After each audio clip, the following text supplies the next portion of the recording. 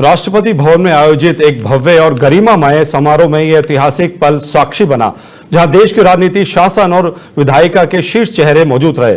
शपथ ग्रहण समारोह सुबह 10:30 बजे शुरू हुआ और राष्ट्रपति भवन के दरबार हॉल में संवैधानिक गरिमा और भारतीय परंपरा के अनुरूप एक आयोजन संपन्न हुआ। राष्ट्रपति द्रौपदी मुर्मू की मौजूदगी में सीपी राधाकृष्णन ने शपथ ली। समारोह में प्रधानमंत्री नरेंद्र मोदी, पूर्व उपराष्ट्रपति जगदीप धनखड़, उपराष्ट्रपति चुनाव में पराजित उम्मीदवार बी सुदर्शन रेड्डी और संसद के दोनों सदनों के नेता मौजूद रहे। एनडीए और विपक्ष दोनों खेमों के वरिष्ठ नेता और ऐतिहासिक क्षण के साक्षी बने। आपको बता दें कि सीपी राधाकृष्णन पूर्व में महाराष्ट्र और झारखंड के राज्यपाल रह चुके हैं।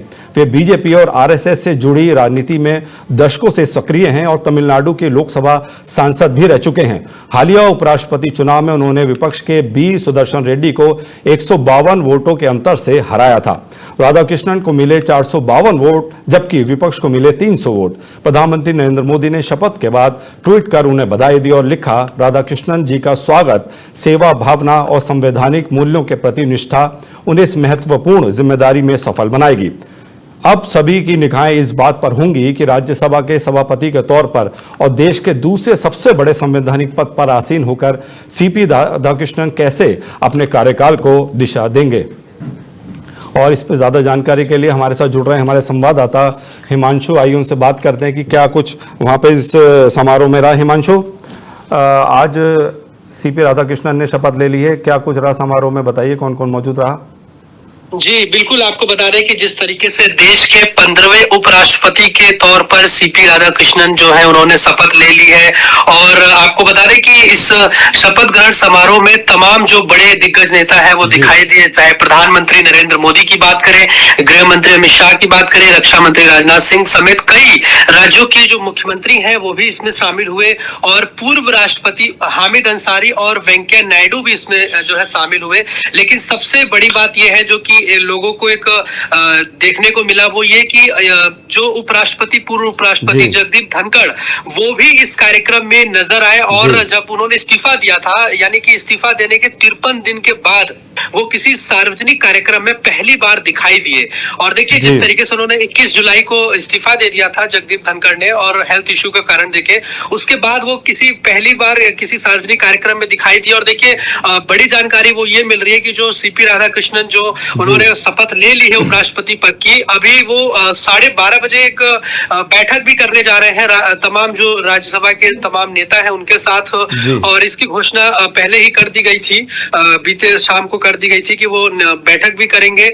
और जिस तरीके से ये पूरा चुनाव संपन्न हुआ 9 सितंबर को, कहीं ना कहीं जो रिजल्ट आया तो 452 वोट जो है वो भी कहीं ना कहीं उपराष्ट्रपति ये जो बने हैं सीपी राधाकृष्णन, उनको 452 वोट मिले। वहीं दूसरी तरफ इंडिया अलायंस की तरफ से जो उम्मीदवार थे बी सुदर्शन रेड्डी, उनको 300 वोट से ही संतोष करना पड़ा। लेकिन यहाँ चौंकाने वाली बात वो ये थी कि कहीं ना कहीं इसमें 14 वोट जो थे वो राधाकृष्णन को ज्यादा मिला, यानी कि जो संख्या थी एनडीए के उससे भी 14 वोट ज्यादा मिला। तो ये अपने आप में बड़ी चौंकाने वाली बात थी। और कहीं ना कहीं इसमें क्रॉस वोटिंग की आशंका भी थी कि जो दूसरे दल के लोग थे, विपक्षी दल के, उन्होंने भी राधाकृष्णन को वोट दे दिया।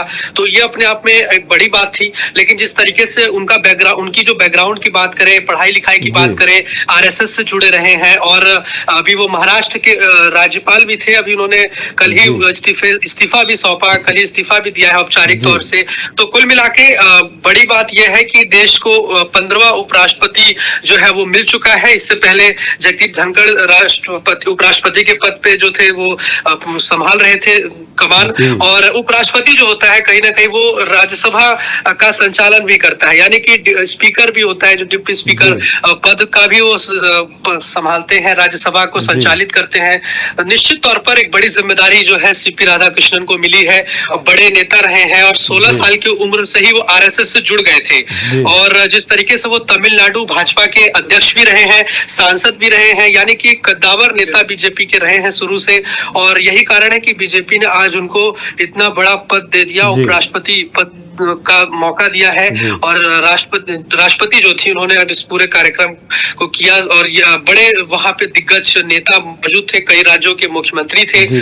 तो निश्चित तौर पर एक ऐतिहासिक दिन है आज का, और उनके जो चाहने वाले लोग हैं या जो उनके समर्थक हैं, उनके गांव के लोग या उनके क्षेत्र के लोग, सभी में जो है कहीं ना कहीं खुशी की लहर है कि उनके क्षेत्र से निकला हुआ एक कैसे आज वो देश के उपराष्ट्रपति पद पर पहुंच चुका है। जी हिमांशु, क्या कुछ खबर है, विपक्ष से कौन कौन आज मौजूद था इस समारोह में? देखिए, विपक्ष की बात करें तो विपक्ष में भी कई लोग जो है वहां पे देखने को मिला।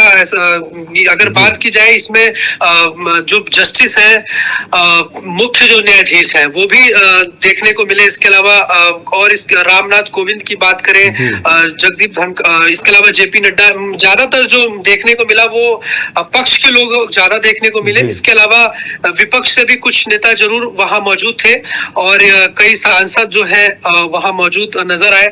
इसके अलावा और भी कई ऐसे विपक्षी जो नेता है, चाहे खड़गे की बात करें या और कई अन्य नेता, वो भी इसमें मौजूद थे।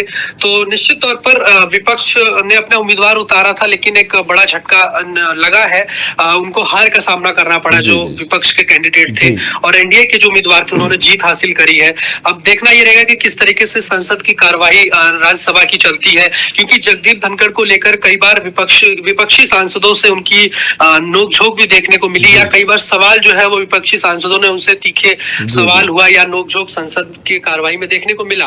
अब ये देखना होगा कि जो नए राज्यसभा की कार्रवाई जिनको संचालन करना है, जो उपराष्ट्रपति के तौर पर चुने गए हैं, उनका कार्यकाल कैसा रहता है, वो किस तरीके से। हिमांशु, बहुत बहुत धन्यवाद हमसे जुड़ने के लिए, इन तमाम जानकारी के लिए। तो सीपी राधाकृष्णन शपथ ले चुके हैं नए उप राष्ट्रपति के रूप में।